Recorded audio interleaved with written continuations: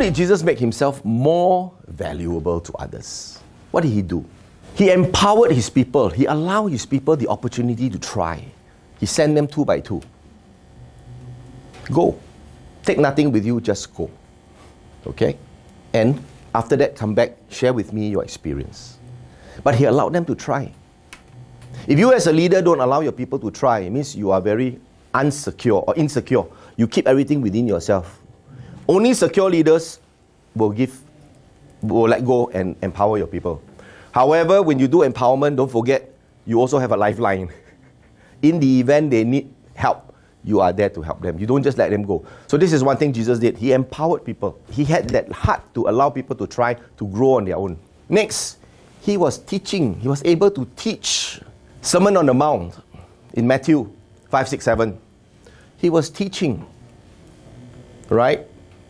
And he had that capacity to teach. So the question to you as a leader, with your years of experience, are you able to teach something? There are people in companies that are very willing to share whatever they have. They don't keep it in themselves. They will share with others. Next, Jesus taught about humility. He taught the leaders to be humble. Peter, John, James. Who else were fishermen? Only 3, right? Fishermen. Oh, what's fishermen? What do they know about preaching? They don't know. They even doubt Jesus and said, cast your net the other side. You should. Peter nicely said, we fishing whole night, no. But in his mind, he said, hello, you think I don't know what I'm doing? But he still. And he taught them humility. Okay? And he taught them that a leader must sacrifice. Not to die on the cross, although he did it. But leadership is about sacrifice. To be a leader is not easy. You got so many things to think about. So many people to take care. So it needs a lot of your time, which is sacrificial. If you're not prepared to sacrifice, don't be a leader. Okay? If you're not prepared to sacrifice, don't be a leader. That's what I'm telling you. Because the minute you stop sacrificing, you have reached what we call destination disease. You have stopped and you become average. You can never continue to be better. So which characters in the New Testament was the opposite? Who do you think was the opposite to Jesus? The Pharisees. Pharisees. They are opposite to Jesus. They are leaders in their own right. But their leadership is very different if you see what happens. The Pharisees had a basic flaw in their view of leadership. They have a wrong concept about righteousness, ministry, and greatness. And they were characterized by the enforcement of rules. Moses only had 10 commandments. You know how many laws and rules the Jewish people have? How many? From 10, how many became? A few hundred. Yeah, how many hundred?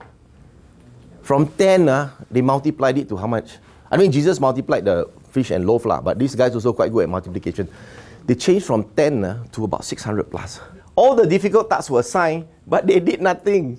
They are not interested in doing it, but they impose it on the people. Next, the Pharisees believed that recognition, position, and title is what make a person great. You read Matthew 23. What leadership is about is an opportunity for us to serve, okay?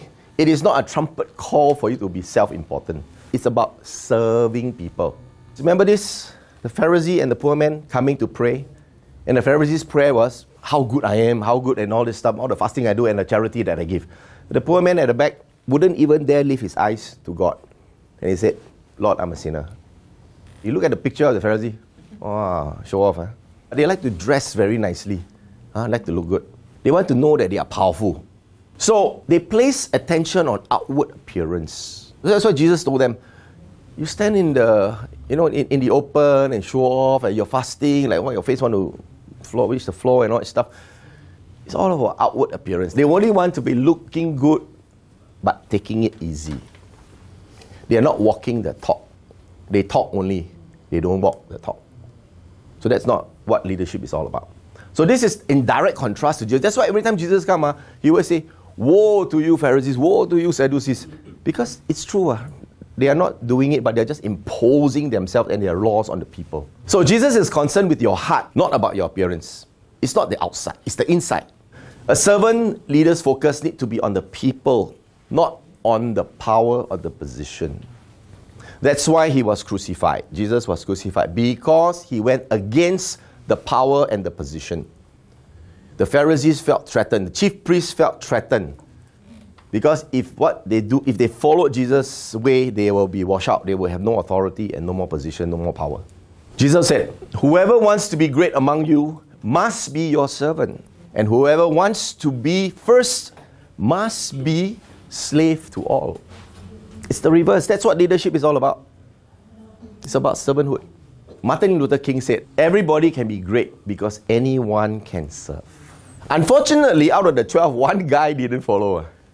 This guy. In spite of all that Jesus did for him, including washing his feet and serving him, he never understood the lesson of servanthood. He was only for himself. And that's what we call positional leadership.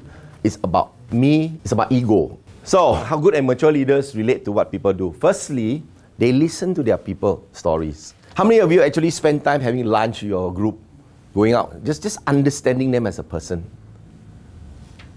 Versus just work all the time. Yeah. So for lunchtime, if you go out, don't talk about work, no, just talk about family, talk about things. So to get to know them, you need to get to know them. They find out about their hopes and their dreams.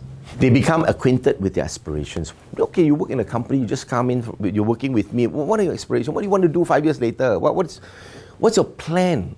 Do you really know your people? Pay attention to their emotions. If you don't know your people, you cannot lead your people. You must know your people.